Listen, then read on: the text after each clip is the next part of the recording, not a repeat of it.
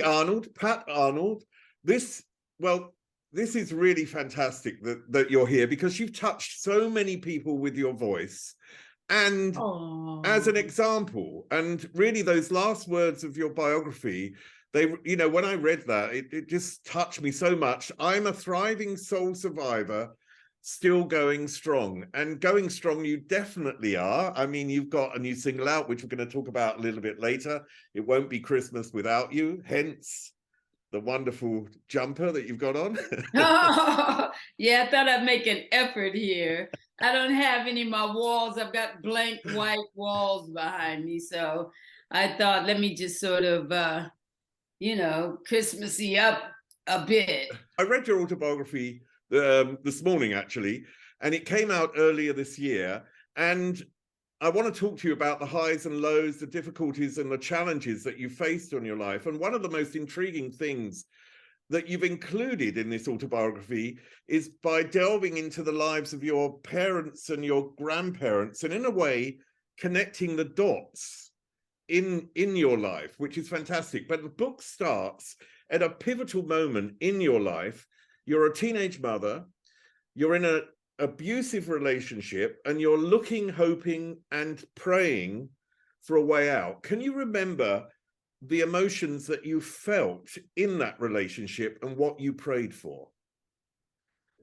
Oh, it was awful, really. I was a young girl, and my boyfriend, who later became my husband, was older than me. He was about 4 or 5 years older than me. When I look back on it, I realized that I was being groomed, really, because I was just a young, silly teenager, just starting high school and really just looking forward to, having more freedom. My father giving me more freedom to hang out and be a teenager, really. And I had met him at the first Hunter Hancock record hop, which was just at the Friday night dances at Fremont, John C. Fremont High School. And it was a big deal, just graduating from high school. Anyway, I'm in this relationship, and just boyfriend, girlfriend, I was just a little teenager, just infatuated, and he was just like on me. He had been on me and on me about ditching school, Well, I had never did school in my life. I never wanted to ditch school. I really loved school. But a lot of my friends did school and they did that thing. But I was like, I never did, because my father was like very, very strict. And anyway, I didn't want to ditch school, but he kept putting pressure on me. So I thought, okay, what do I do? Because I liked him. I didn't want him to start liking somebody else, silly, silly young girl infatuation thoughts. So I thought, well, okay, well, I'll ditch one class.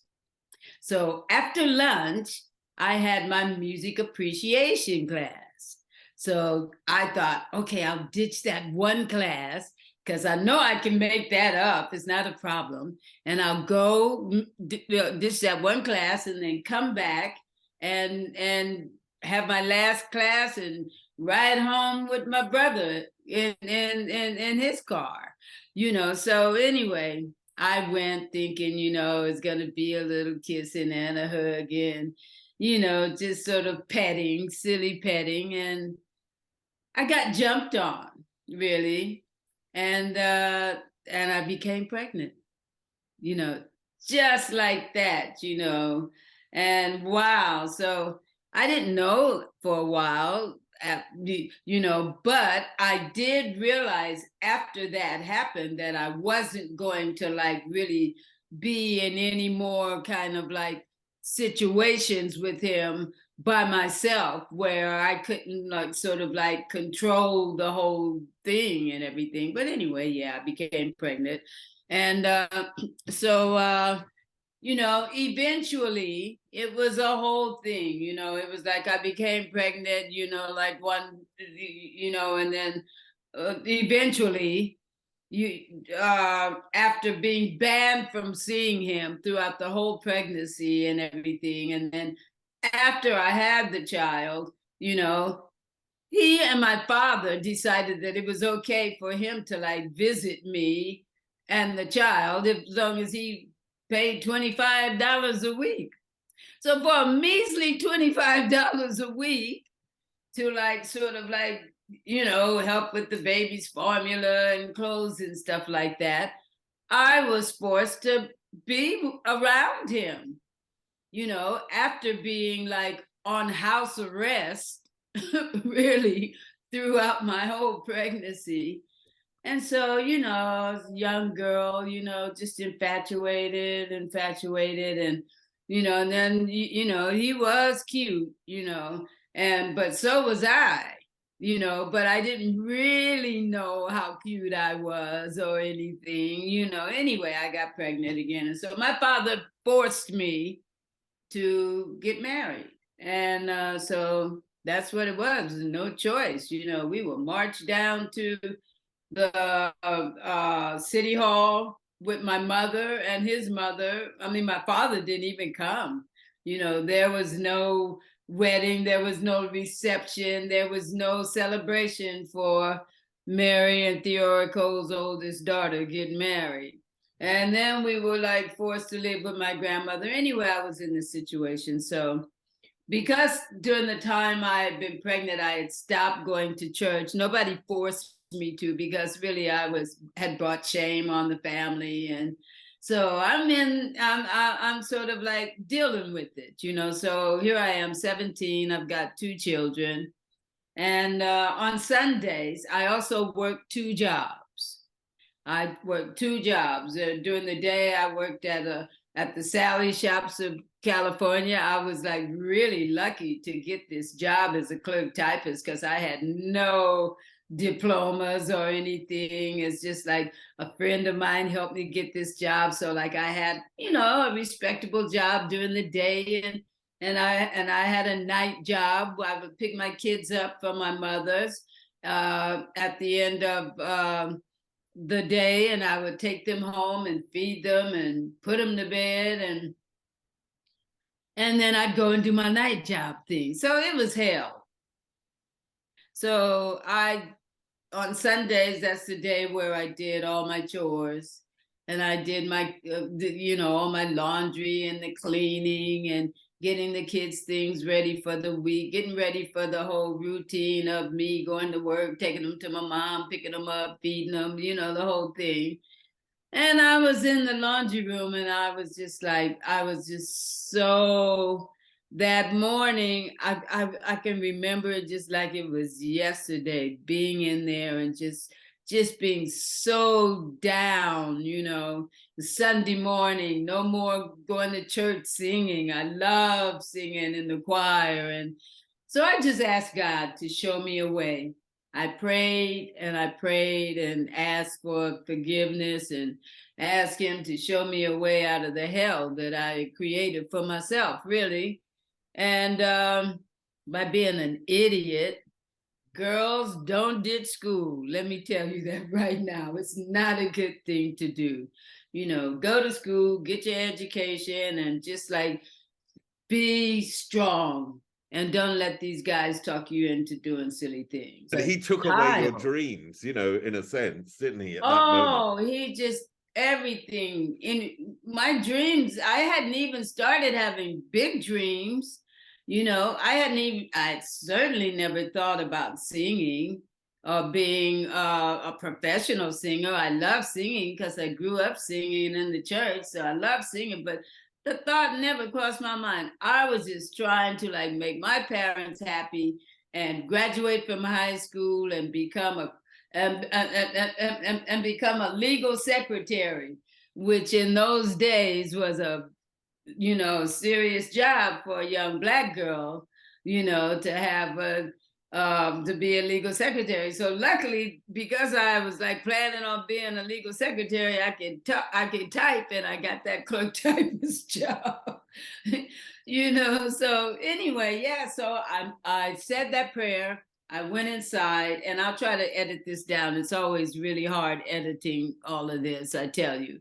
Went inside, getting dinner together, get a phone call about an hour later from Maxine Smith, who is an ex-girlfriend of my brother, and she knew Gloria Scott, who you probably heard of, Gloria Scott, soul singer, and Gloria was an Ikette, but not in the review.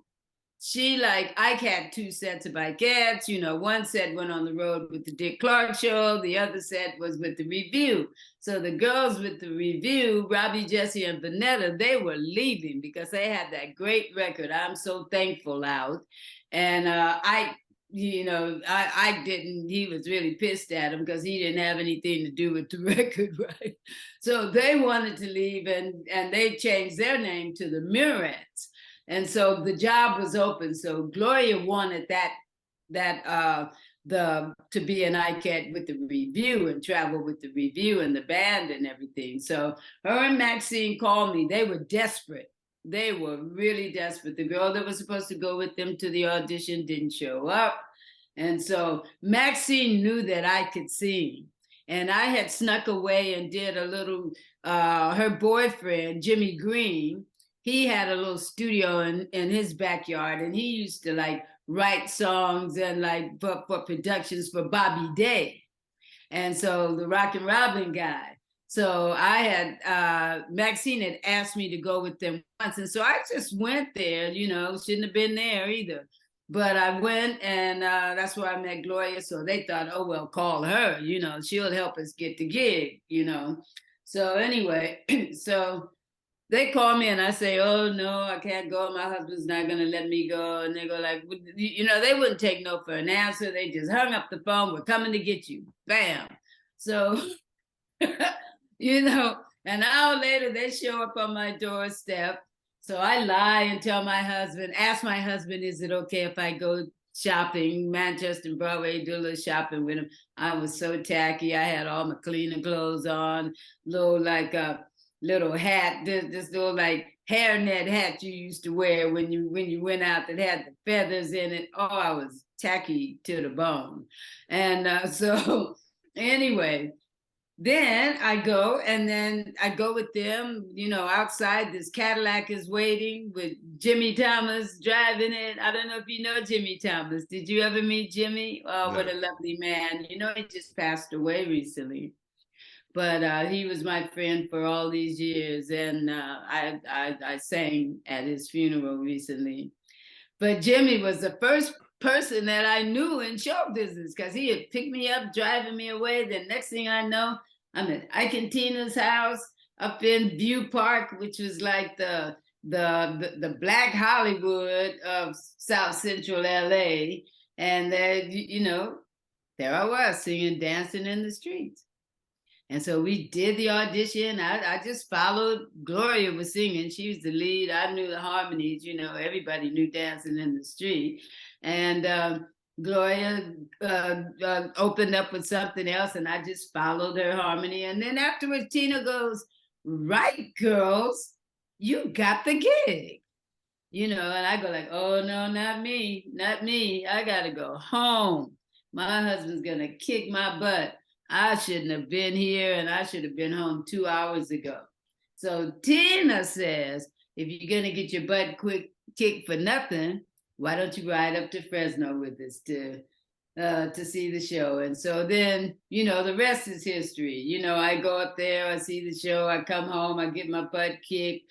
And while I was getting, when he hit me in the head that time, it's like he knocked some sense into me, because I remembered my prayer. I had forgot that this whole day had started with the prayer. And then something in me, it's just like my spirit, I just knew that I was going to do it. I was going to go on the road. I just had this feeling that this was my way out of this, abusive marriage. So, How did yeah. you manage to leave? Wasn't it your father that helped?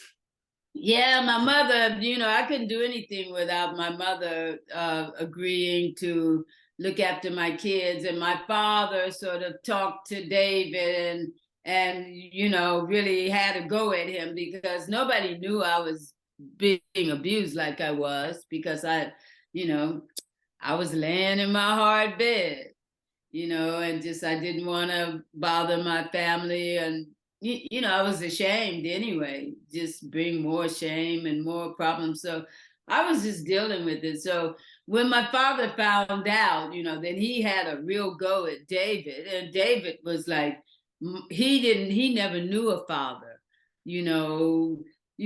really, he was like a wayward.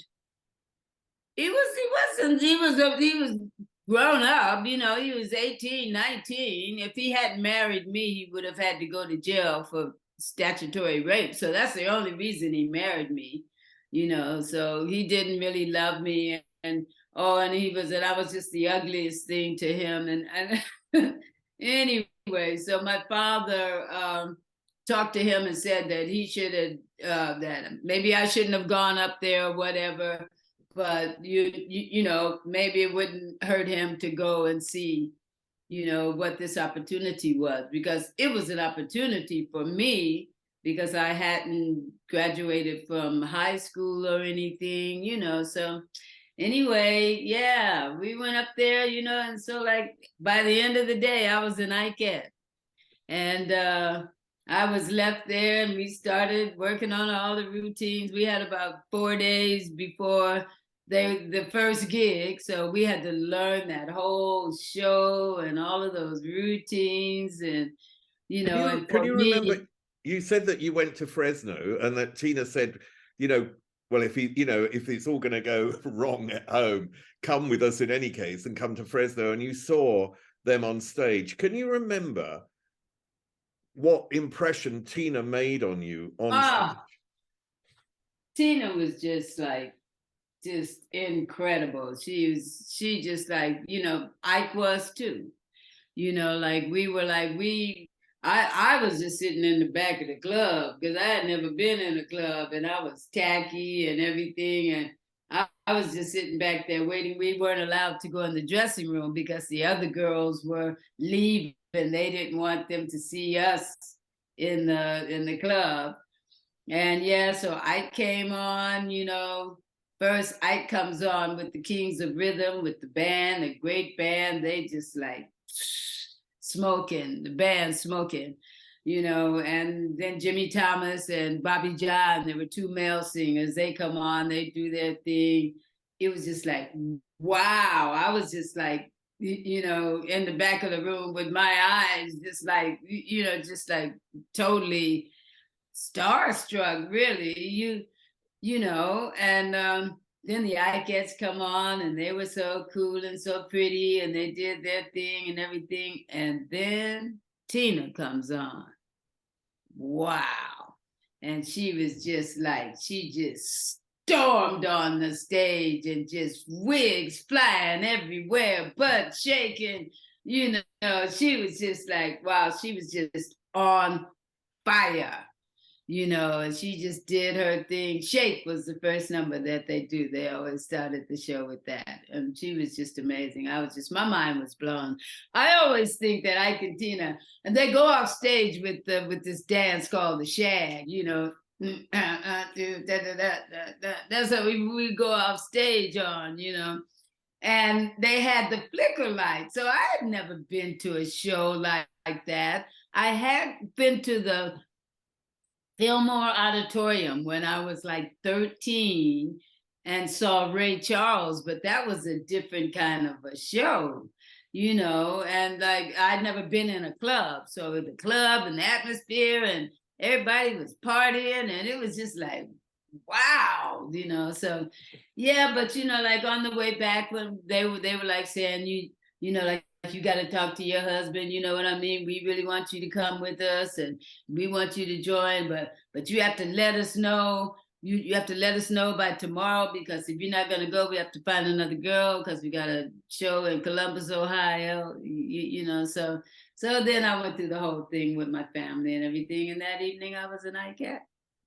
But music was in your family already, wasn't it? You mentioned that you were in the choir at church, yeah. but your father also used to sing you songs which had also a sort of symbolism to them and a history to them. Could you tell me that about was my grandfather, Papa T. that was your grandfather. Okay. Yeah, Papa T, he loved the blues. You know, don't worry about the mule being blind. Just load the wagon and shake the line. You know, and you know, he used to say all these like blues songs that were like related to like picking cotton, you know, being in the cotton fields and picking cotton and stuff like that. So like he, you know, he could sing. Everybody in my family could sing. Papa T was the only one that didn't go to church, so he was not into church. No, he was not into church at all. He liked to, we worked hard, and on Friday nights he used to wear this like he used to wear this this real English cottony cap. He had a whole lot of hair. He looked like Fats Domino. He was a very handsome man, had this widow's peak like Fats Domino. And during the week, he would just wear that cap. He wouldn't take it off. But on Fridays, when he got paid, he would stop by the liquor store, get his whiskey and cigarettes, and come home and conk his hair up and get dressed, and, you know, like dressed to the nines, and head up to Central Avenue, where all the blues clubs were in LA. So that was his thing. He was a bit of a wild man. Wow, man, Papa T, yeah. But the songs that your grandfather sung, these slave songs, these spirituals, they were a form of communication, weren't they, between slaves at that period? The songs my grandfather used to sing, when I speak about him, or his blues kind of thing, being in the cotton, picking cotton in the fields. The other songs, the gospel songs, related to like the Underground Railroad. You know, these were the songs that were sung to guide the slaves, the runaway slaves who were like trying to escape. You know, so like songs like "Wade in the Water," "Wade in the water, children, wade." You know, hymns like that. That was to tell them not to walk in the water. You know, like not to leave their footprints, because they would have the slave masters would have dogs looking for them.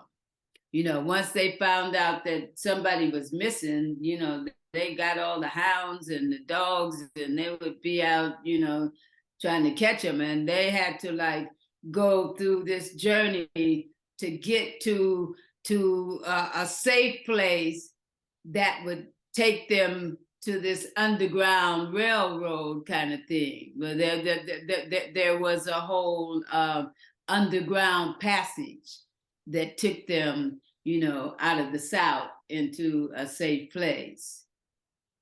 When did you know, you went through the rehearsal and you went on tour with Ike and Tina Turner? When did you first notice a side of Ike that was, you know, really horrible? I mean, you know, well, pretty much straight away. God. Because you know, for us, because, you know, like we were like learning the show, right? We were like, we had been rehearsing all week, and then we like all the way to Columbus, Ohio in the car, we would be rehearsing all the tunes, right? So we had never done a show, you know, so when we get to Columbus, Ohio, we do the first gig, right? And the first gig, we were pretty spot on. We were like, everybody was like, yeah, right, you girls did really good and everything, you know. But, you know, you can do better. You know, there was all the, you know, which was true. You know, we were learning. So, but then the second night, so we had been riding in the Cadillac all that time. I didn't even know that we would be like put on the bus. You know, I knew nothing. I was just like green. I knew nothing. So the next night the next night we were playing somewhere else. And there was this girl who came in the dressing room, and she was just like good. She was so great. So that was the first. I just let us know. Yeah. So like if you mess up, you know, I got a phone book full of girls. You know what I mean? I can call anybody. He had a book that had every singer and every musician in the United States in there. You know, you can be replaced. And then that third night when we really messed up, he was furious. We got kicked out of the car. We got kicked out of the car and then onto the bus. Well, Gloria and Maxine knew that's what was going to happen, but I didn't know. So for me, it was really a big shock to be on this bus. And it wasn't like the modern like buses that people travel in these days. It was like one of those old raggedy Greyhound buses, right? And so you got on there and it was dark, you know, and all the musicians, all the guys were there, and it was just us three girls. And I was like, yeah, it was. So yeah, that was the first time that I saw him use his temper. And then, you know, it wasn't long, you know, Ike was, he had there was more than one woman, one of his women on the tour. You know, there was a thing. And Tina, if she just had to be like, whatever. If she messed up, she was like really, you know, she get beat up. Did you see? She got messed up. You'd been in an abusive relationship yourself. Was Tina Tina was in an abusive relationship with Ike, obviously. Did you see that as a mirror to what you'd already experienced? That was really hard for me. That was really hard for me experiencing that, because, you know, like I'm still very, very shy, very introverted, very damaged from that whole life. And, you know, when I first met Tina that day when we were all in her dressing room, I just thought she was a queen. I thought her and Ike were just a perfect couple, and she had everything a woman could want, all these great, beautiful clothes and, you know, sequins and gowns and fur coats and shoes for days, you know, beautiful. But she was just glamorous, you know, and the beautiful home. She had her own car, her Lincoln car. I just thought she was like, they were just a perfect couple, you know. And so for me to have to watch her suffer like that after she had saved me, because see, like I had sense enough to get out of it. I was married to my husband. I was with him on that first tour, but when I went back home after being on that first tour, because see, when I left, I was really shy, and I was like, you know, as far as I was concerned, ugly, because that's what he told me I was, ugly. So that's what I thought. I had never worn lipstick or worn makeup or so, you know, like I was kind of like an ugly duckling when I joined the Ikettes. But when I came back from the tour, that first tour, I had turned into a swan. So, so like my husband was beating me then for being too beautiful. He thought I looked too good. He was jealous. So, you know, after one really harrowing Saturday afternoon where I almost lost my life, I left him. And that's it. And I never looked back. You know, I got out of there, called the police, got my kids out of there, and never ever looked back. So the fact that Tina had saved me was, you know, it was really hard for me to have to watch her, because I really love Tina. I don't think that I was her favorite Ikette or anything, because I was so shy, I was so inhibited. You know what I mean? I wasn't like the party girl, the hip girl, the glamour girl into like all the fashion magazines, or knowing, I wasn't worldly. So, I was Porter. They called me Porter, which was some woman who I grew up next door to, probably some older woman with a big butt, who had like Ike used to like she used to mess with Ike when he was a little boy or something. I don't know what the whole story was, but I've always been kind of like quite endowed in that region of my body. And so, so they would joke about it, call me Porter and everything, but Ike was serious about it. I was young, I was 17, I was fresh meat.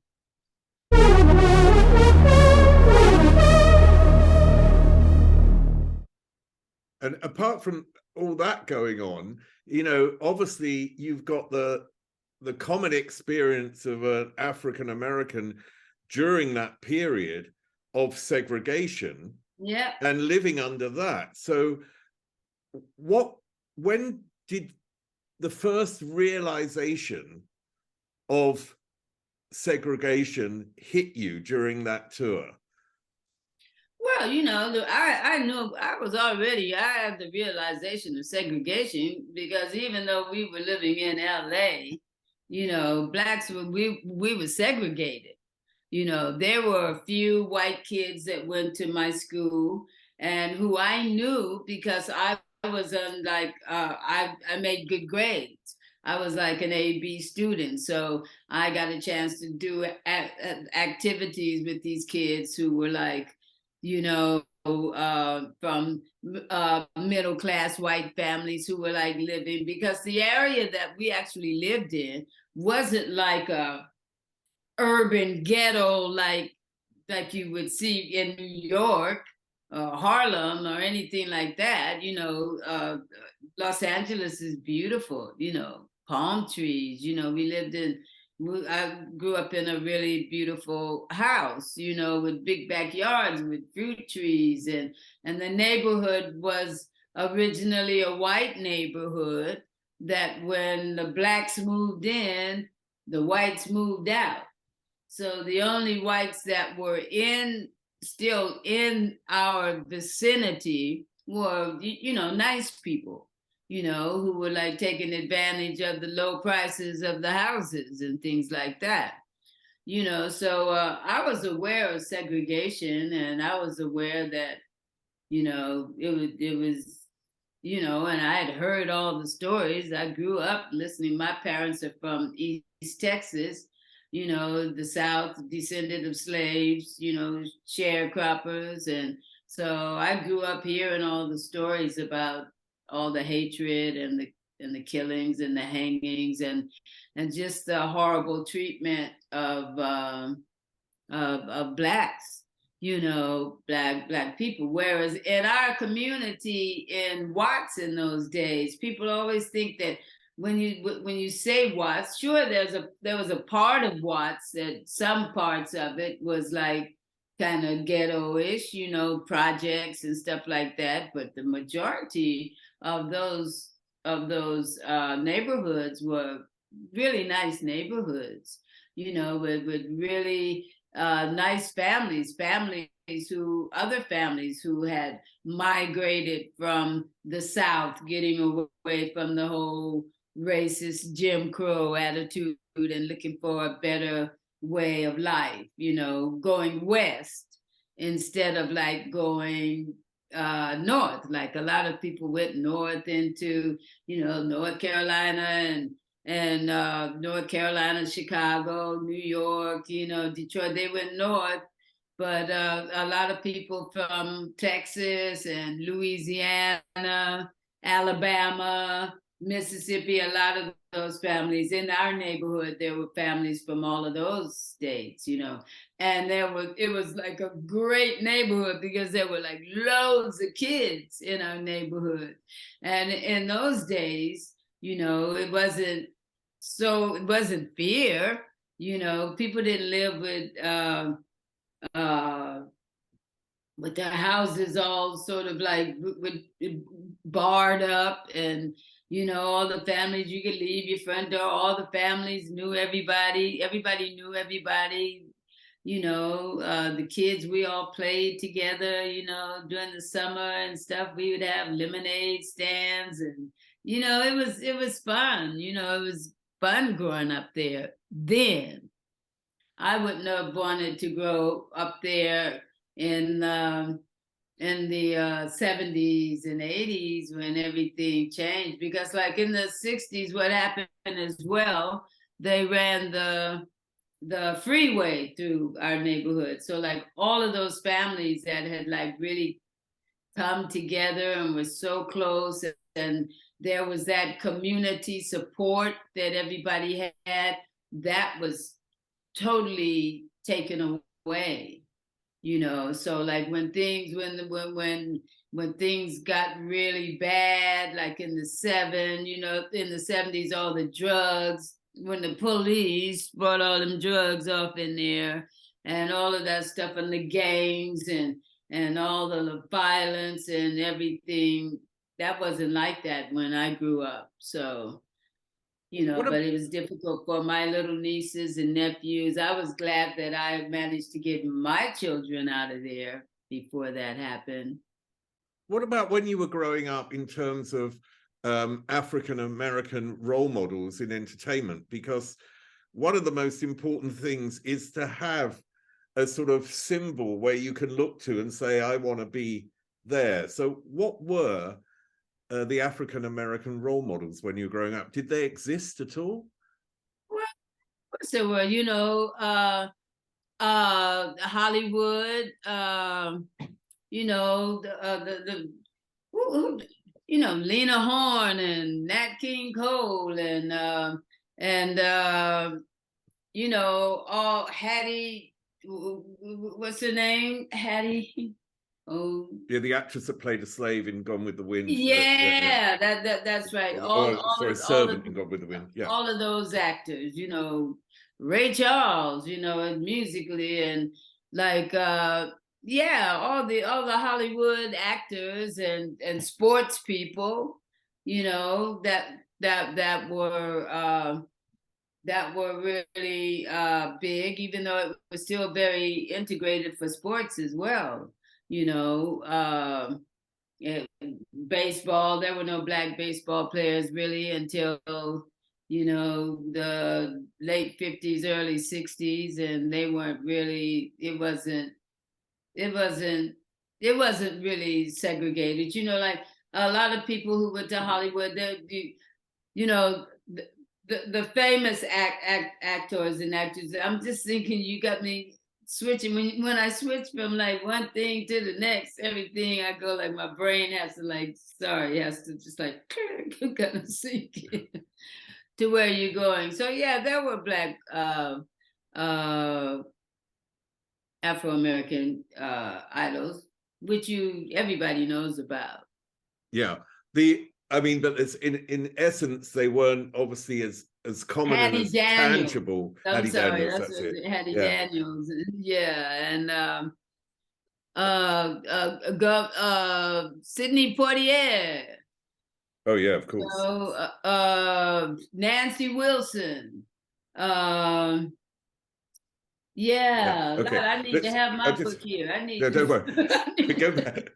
Just going back to Ike, because you recount in the book this horrendous story of abuse, of rape of Ike Turner. I don't want to go there, but no, we don't have to go into that. It happened. Yeah. So if anybody who hasn't read the book, you get the book. It's but only about how important has it become for you to be able to tell that in the book, and how has that helped the healing process for you?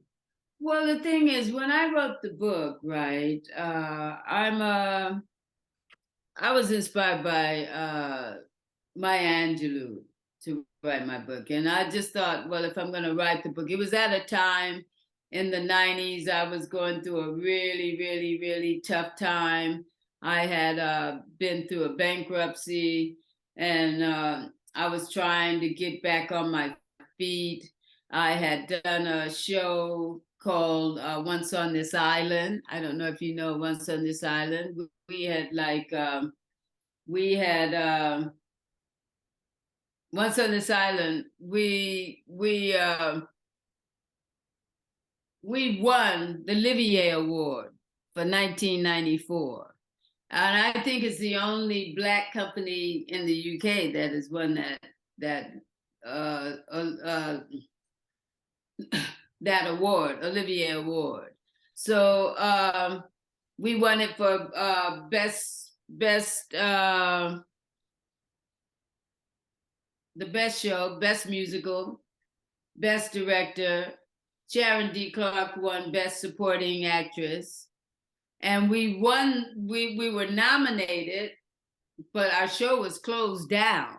So when we actually won the Best Musical, the show was closed, even though we had been nominated, but we won. And so the producers didn't even give us a celebration party or anything, and yeah, so I went to Spain. That was like kind of something that like a catalyst for me moving to Spain in later years, because a friend invited me. A woman had come to see me in that show who was a fan of mine. She saw me with Ike Tina Turner at the Cromwellian way back in the 60s, and she was a fan and a friend of mine, friend of a friend of mine, who hadn't come who had come to see the show, but I didn't know they were coming. And so, when you're doing theater, when I'm doing theater anyway, I mean, for me, which I learned from Tina, sleep is everything to a singer. You know what I mean? You have to sleep.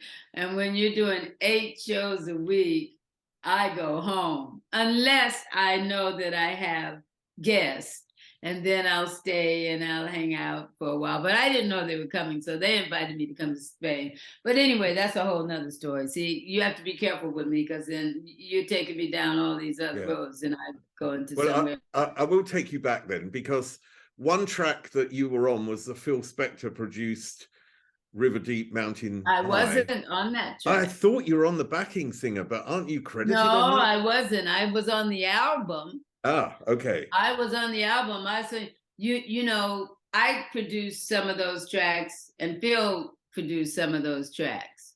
So the tracks that Phil produced,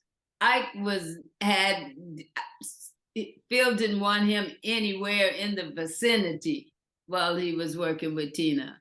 So the Ikettes, we weren't invited to Phil's sessions, but we sang I sang with Brenda Holloway and her sister on a lot of the things, because the other 2 girls that were in the Ikettes with me at that time, one of them couldn't sing at all. She just looked good. She got fined if she sang.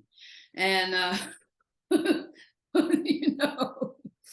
and so anyway, so I wasn't actually singing on River Deep Mountain High. I wish I was, but I was with the review when we promoted it, and we did that video before we came to England that everybody sees. We're doing all that stuff.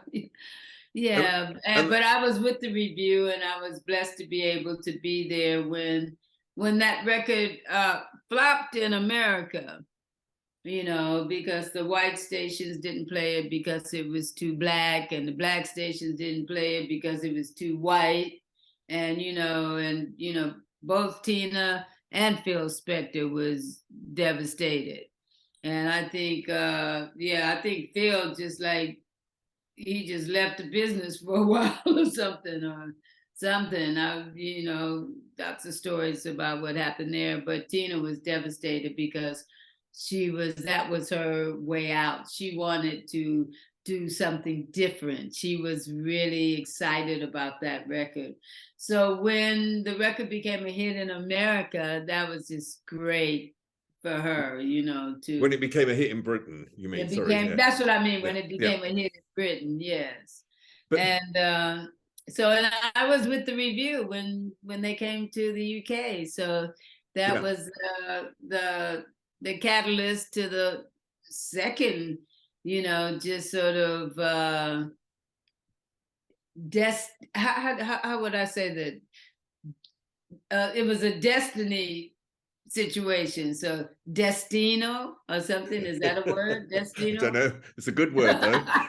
So how did you, that all came about because of meeting Bill Wyman and Charlie Watts, didn't it, as well? Well, no, I think coming over to Britain. No, I think it came about because they were invited to do the tour, and Ike and Tina already knew about it, but Bill and Charlie came to the Galaxy, a club that we were working in on Sunset Boulevard. They were in LA. So that's the first time that we heard about that the review was going to England, because they came I think they were the first Stones to actually meet Ike and Tina in the flesh. Yeah, so we came, and then so they were just like part of the opening acts that were on that tour with Jeff Beck. And so this was when you're supporting the Stones in Britain, and then you meet Mick Jagger. What was your first impression of him? He made me laugh. I thought he was so funny. Basically we met him the first night. We went straight out of like the racism and the whole segregated way of touring that we toured, doing the Chitlin circuit in America, which was a circuit where all the Black artists worked. Everybody Black. I don't care what your status was. All the Black artists worked the Chitlin circuit. And the East Coast theaters, like the Apollo Theater in New York, and the Howard Theater in DC, and the theater in Philly as well. That was a big theater that we worked there. It was, we worked a really segregated Black circuit. And we did, the only time that we really played with mixed audiences was in Hollywood, really, when we would come back. But what we would do is go on 90-day tours that would travel from the South. We leave LA, go down South, and then hit the East Coast, and then come back, through the Northwest, Northeast, into the Northwest. It was 90 days you would be on tour for, and you were working probably about, at least I'm sure we only had about 3 days off of that whole time. We never had time off, so really. So anyway, we were working the Chitlin circuit, and then the first gig, we come to England, and the first gig is the Royal Albert Hall. So, it was just crazy, that whole change, until we landed in England. It was a whole youth revolution happening, a whole rock and roll revolution. We landed in London, and, we had no idea that all these kids knew all about the music, all our music, all the Motown, all the Black music, all the blues, all the everything. And, all these great musicians, all these young white guys were playing the blues, and the Stones, and, Jeff Beck, and Long John Baldry. That's who I was thinking about earlier. Long John Baldry was on that tour. And you know, great acts. Terry Reid, those guys are really talented. Everybody was doing, you know, they knew their stuff, you know. So anyway, we met Mick. Mick came back and introduced himself, you know, like before we went on tour, you went on stage and everything, Mick Jagger, because I didn't even know anybody's names. We had met Charlie and Bill, but I didn't know Mick Jagger's name. I didn't, you know, I thought Satisfaction was Otis Redding's tune and that the Stones were covering Otis Redding. That's what I thought. You know, so anyway, he was funny and he used to make me laugh because, you know, he's like, walking like a black man, talking like a black man, you know, singing like a black man, you know, trying to do the thing. So we used to, you know, he used to come to the dressing room and we would be doing routines and doing stuff with him and everything. It was just fun. It was fun. It was fun. It was fun. I had landed in London. I had never been a teenager. I went from being out of this abusive teen marriage into being on the road with Ike Tina Turner. I had never been a teenager. You know, I was an Ikette. That was my job. I never even, the thought of me being an artist in my own right had never, ever crossed my mind. Just like being in show business hadn't, you know. And so anyway, I became friends with Mick, which was like, you know, wow, that really caused a whole bunch of problems. You know, Ike was not happy. You know, suddenly shy, introverted Pat was over here in London hanging out with this white boy who just happened to be Mick Jagger, you know, and having fun. I was having fun and he couldn't do anything about it because he had no control over me. And so like I got a bit, you know, I realized that I'd had enough of Ike, you know, having to deal with him and watching all the abuse with Tina as well, you know. So I mentioned to Mick that I thought that I was gonna leave the review when we came back to the States. And you know, the word got around. Ian Stewart was the one that kind of like told Andrew that he thought that he should like check me out because I was the lead singer with the Ikettes at that time. This is Andrew Oldham, who's the manager of the Stones. Andrew Oldham was the manager of the Rolling Stones, and he had like one of the early first independent record labels, Immediate Records, that had all these great artists on it. You know, the Small Faces and I sort of like joined the label around the same time. They were already on the label. Of course, it was like lots of people on that label. Amen Corner, Fleetwood Mac, you know, later, you know, Rod Stewart was on the label. Rod and I, the records that we did together, that put him on the label really, because Mick produced us doing that Come Home Baby track. But the Small Faces, Amen Corner, you know, twice as much. There was this fabulous duet, David and Andrew, who wrote a lot of the stuff. They wrote a lot of the stuff on the First Lady. Everything's Gonna Be All Right.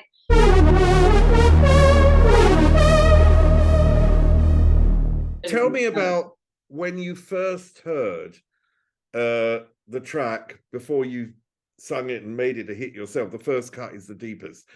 What was going through your mind when you heard that? Did you realize immediately that this was something special?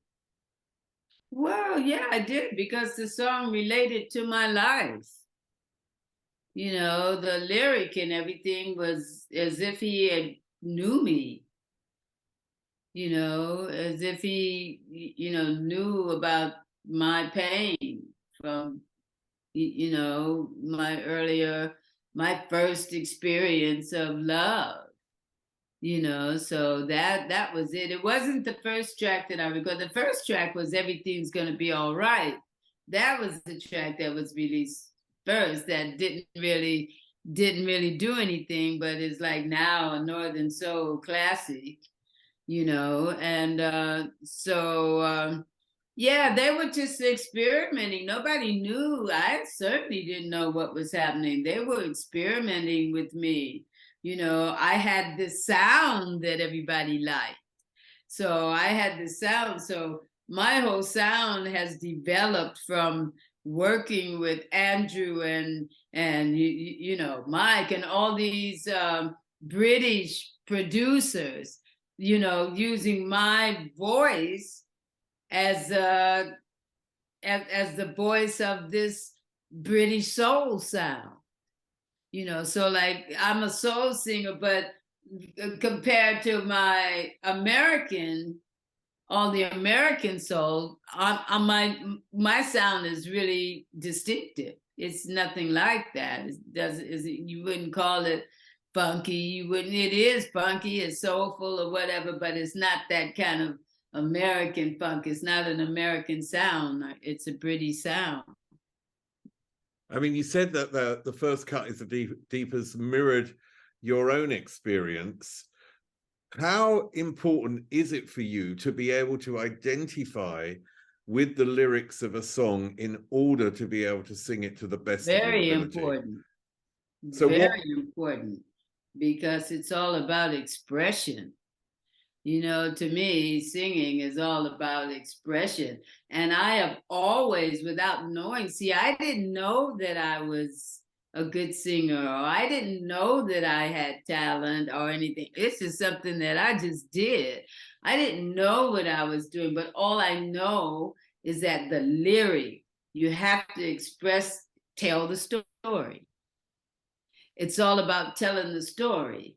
And so, like, even though I have a very soulful sound, I can like, whoa, people like pay me to like do that whole, you know, wailing gospel stuff and everything. But my own records were like all very melodic, you know. I'm known from those early immediate days, and even the stuff that I did with Barry, you know, they're just beautiful ballads, because I was also a big fan of Baccarat, of Dionne Warwick, who had, and so I liked her sound. And so like I sort of like based my sound, my sound on that sort of like ballads, because that's what was presented to me to sing. And also, you know, like I loved Aretha Franklin. Aretha was like my heart and soul. So in those days when I went on the road, I was like singing all the American soul stuff live, but recording, I wasn't recording that style. I was, you know, I was just singing the songs, which is what I do now. If somebody gives me a song, you know, I want to know what the song is about, because I think it's really, really important, because I think, you know, words are powerful things. And, you know, and being a soul singer, I sung a beautiful song. That song I sang that Barry Gibb produced, Bury Me Down by the River. I sung that song. It's a beautiful track, but it was a negative connotation for me, because when I recorded that song, I didn't have a hit for a long time. I really got buried. You know, sometimes I think about that. And ever since I've sung that song, you know, I always make sure that I'm singing positive. You know, it has to be a positive lyric. I mean, we've talked about the negative relationships that you've had in the past in America. So, you know, your husband, and then Ike, and the way he dealt with people. Well, my father as well. I had, father, yeah. You know, really, my father, he was a good man and everything, but my father was mean. And he had a lot of kids. He was a young man. He had a lot of kids. They had a lot of tragedies and stuff and things going on in their lives. And, you know, and I wasn't, my oldest brother had that horrible accident where he lost his leg when he was 4 years old. And I'm the second child. And then it's like stair steps under me. My sister's like 10 months younger than me. Then there's a brother that's 11 months younger than her. And then I've got 2 more younger brothers. So there was never any room for me to be a baby. You know, I remember taking, you know, I was always trying to be grown up.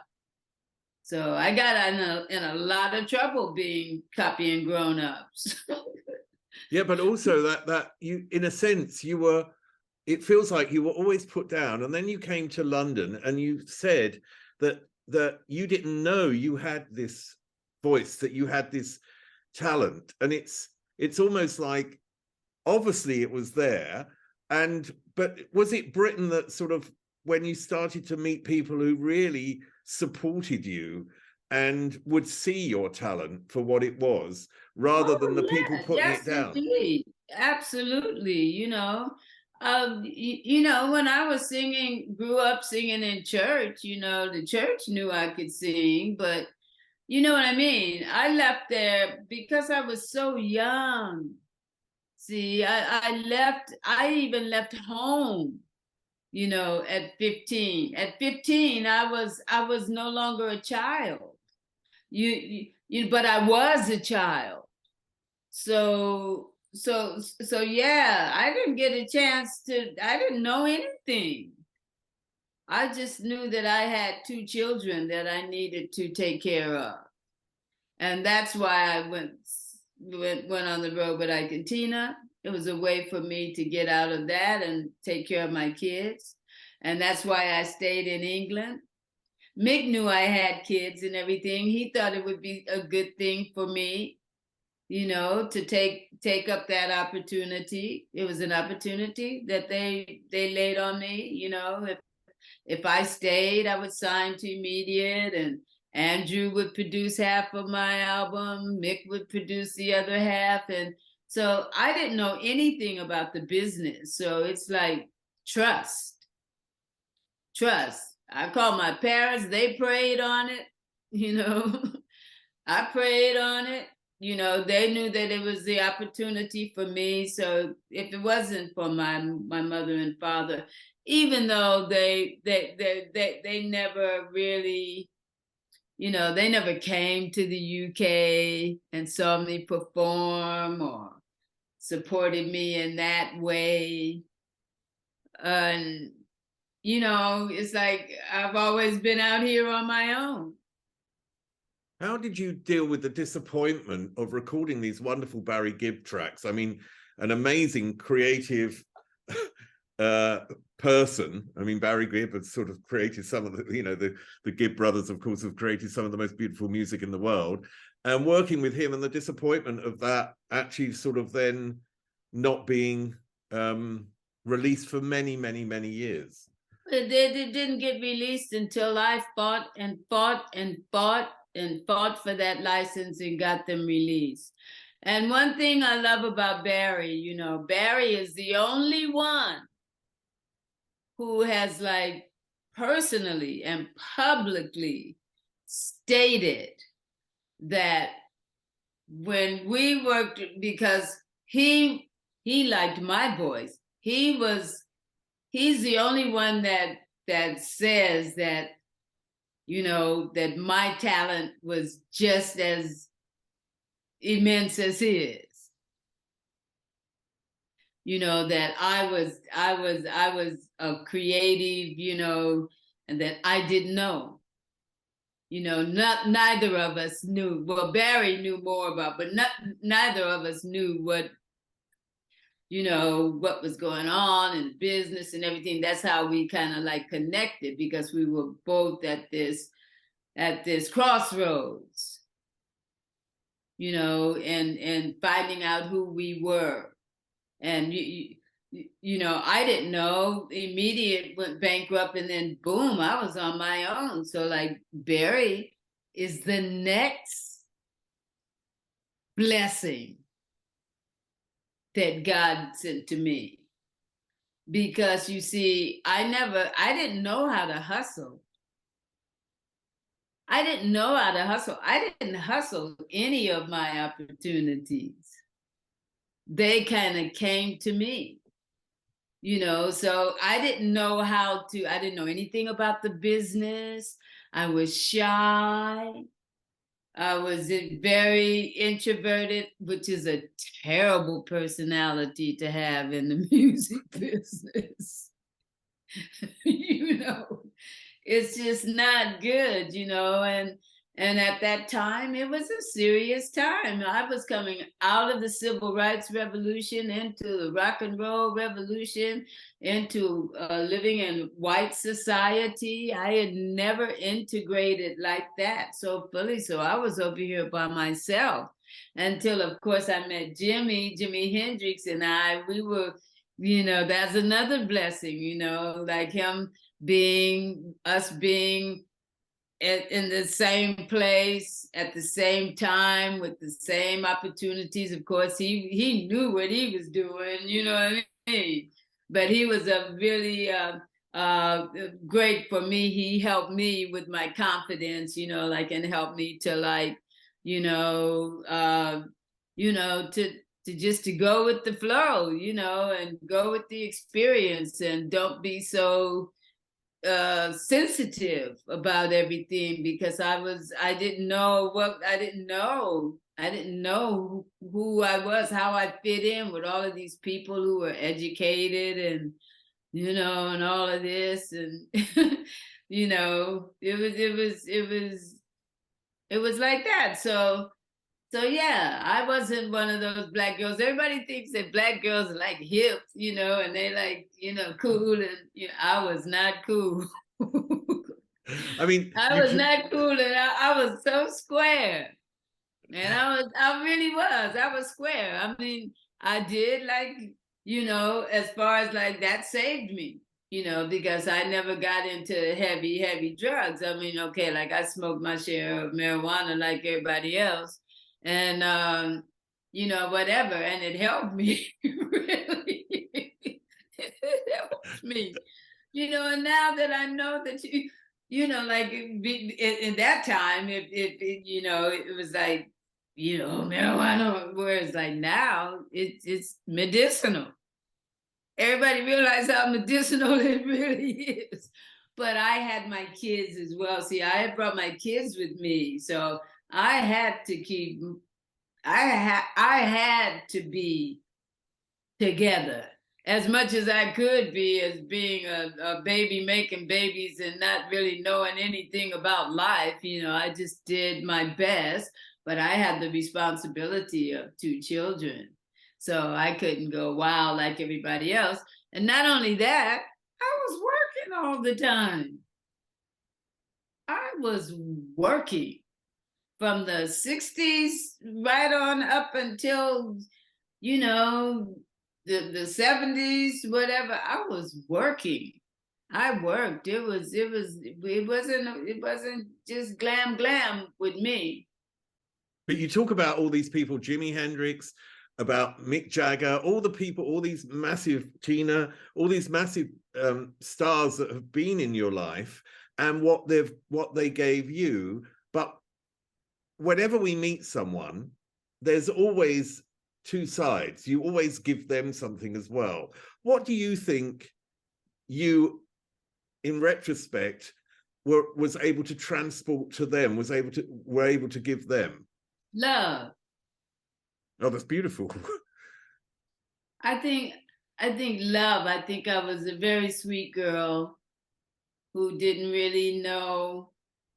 I didn't know anything. I was just this young kind of sweet girl who could sing, who had this talent that she didn't even realize what a great talent it was, and so that was it, that whole thing. But I wasn't like fast enough, like, and then I was, yeah. I think, I don't know, it'd be interesting. I mean, I haven't seen Mick for years. I haven't seen Mick since 1984, since Stu died. last time I saw Mick was at Stu's wake,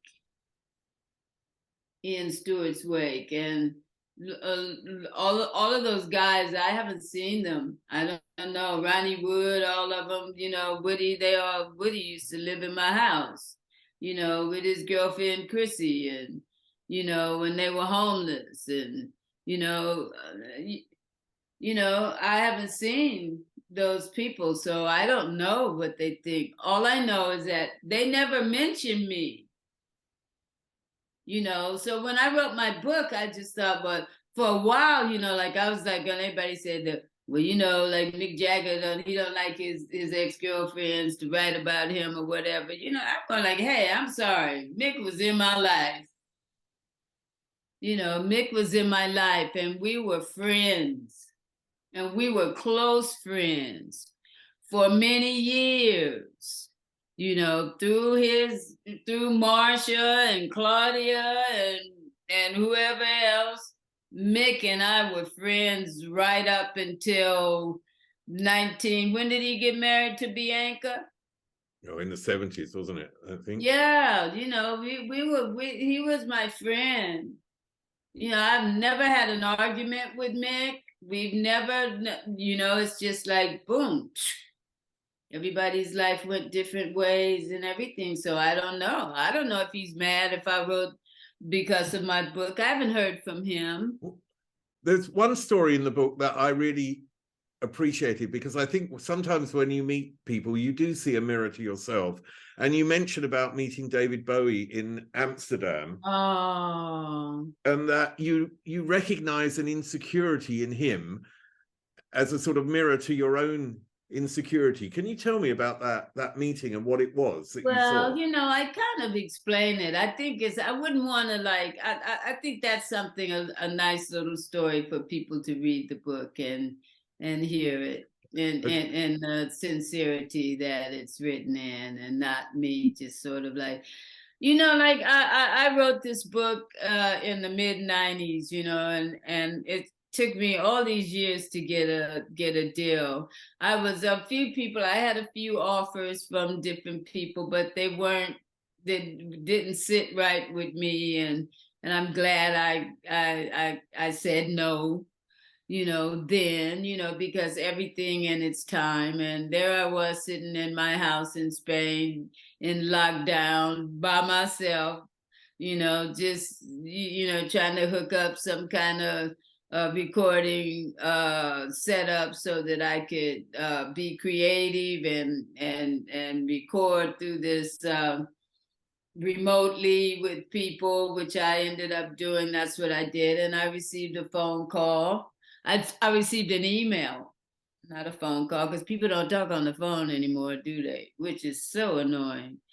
You know, I am so old school, and everybody communicates through, you know, through email. And I find it so impersonal. I'm always trying to feel who I'm dealing with and what's going on, and it's also impersonal. And when I sign my name lately, I've been putting a heart by it. People probably think that's really silly, but for me, I'm doing that because I want people to know that I'm here. We are connected through our hearts, you know, through my hearts. I am an artist, you know. I am an artist. I am not somebody 9 to 5 doing a job and they don't want to talk to me on Saturday because it's the weekend kind of a thing and that kind of stuff. You know, I am an artist. And I find it really hard, all the texting. I'm getting with it and I do it, but I don't like it. I understand it, but I don't like the idea of like the people, why they do it. Or do people do texting and all of that? Is it to hide behind? Is to protect themselves from something or whatever? Or I don't know. And then when I do write an email and I'm trying to express myself, I like to be clear. So my emails are a little long. What is the healing power of music, do you feel? Huh? What is the healing power of music? Because I always feel that music has Music is a healer. Music is a healer. I mean, that's why I sing. I mean, I sing to inspire and uplift people. That's why I sing. I haven't been too good at the celebrity thing, which is maybe why I'm not as successful as I would like to be. Because I wasn't a part of it. I didn't come into the industry like that. And then I had children, and then I went through so much stuff and so much tragedy and so much, just like stuff, So I don't know how to. I've never been good at hustling, and I'm not good. So like I sing.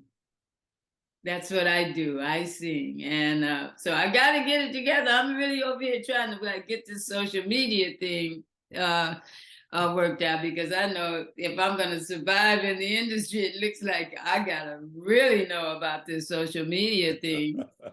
Well, I said at the beginning that you write in your book, I'm a thriving soul survivor and still going strong. And as I said, you are. And you've got a new single out.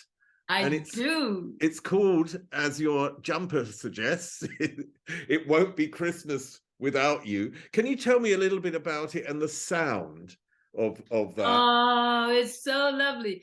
When I heard it, I really loved it, because it took me right back to the 60s.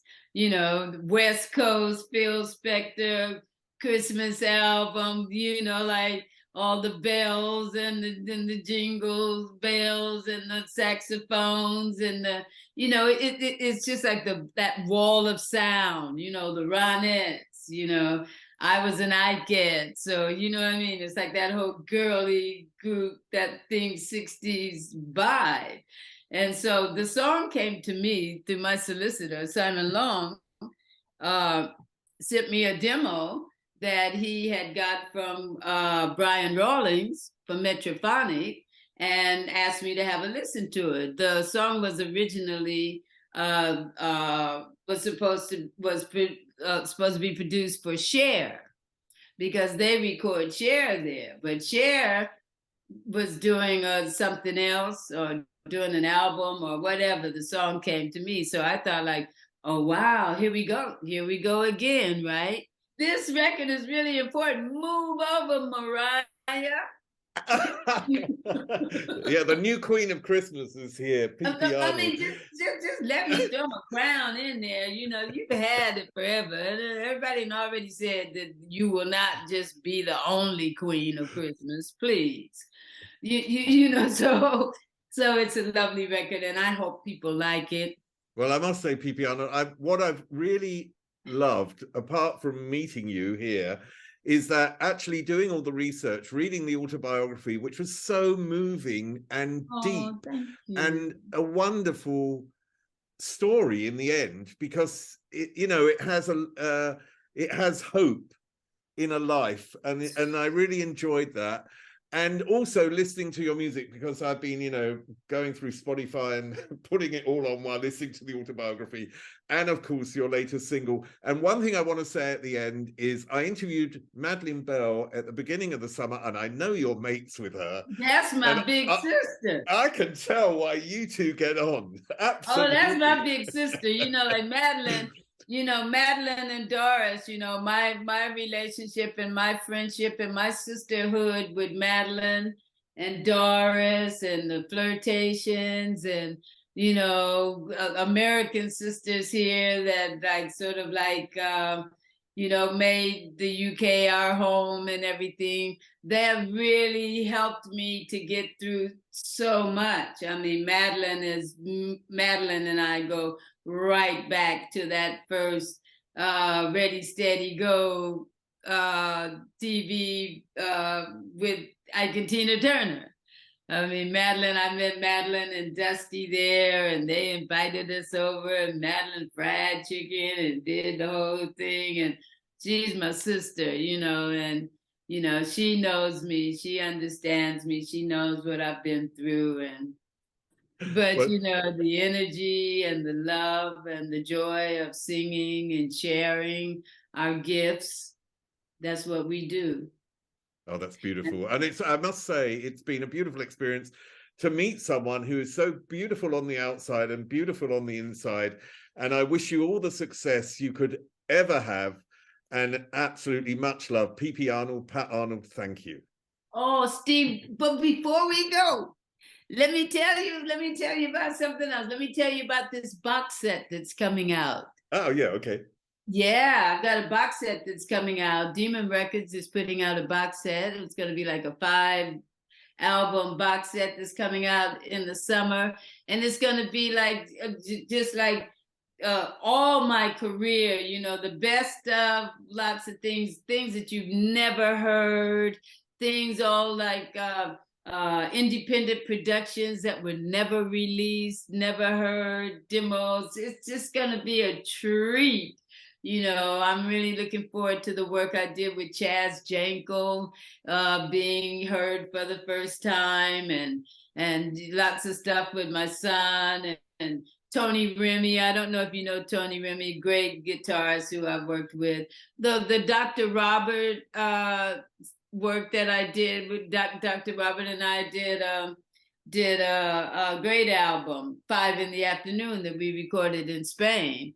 And that's a lovely, lovely album that didn't really get a really good look in, but tracks from 5 in the Afternoon are going to be on that album. And there's still a lot to come, and hopefully, fingers crossed, I'm going to do some recording with Metrophonic, the productions that have produced this record, and we're going to get together and do some stuff. And there's